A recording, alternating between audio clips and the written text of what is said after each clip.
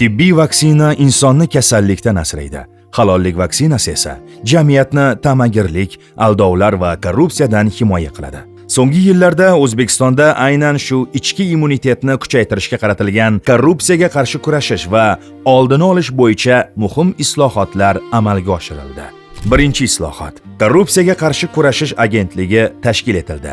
Davlat organlarida ichki nazorat va javobgarlik mexanizmlari kuchaytirildi. Ikkinchi islohot.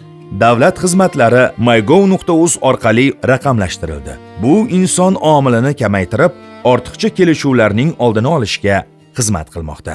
Uchinchi islohot. Davlat xaridlari va tenderlar ochiq tizimga o'tkazildi.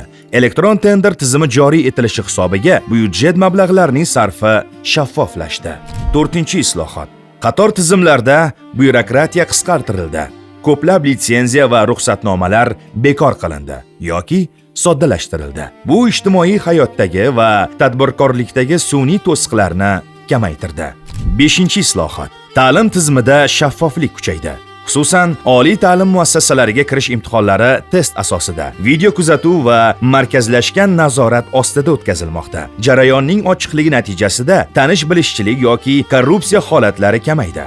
Bu yoshlar orasida adolatli raqobat muhitini mustahkamlamoqda. Tizimdagi islohotlarni uzoq sanash mumkin, lekin kurashish va natijaga erishish jarayonida eng muhim ishtirokchilar fuqarolardir.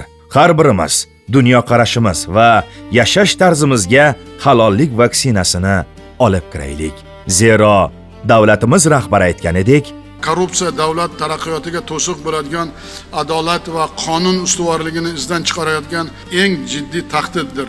Korrupsiyaga yo'l qo'yish esa islohotlarimizga xiyonat desak bu to'g'ri bo'ladi.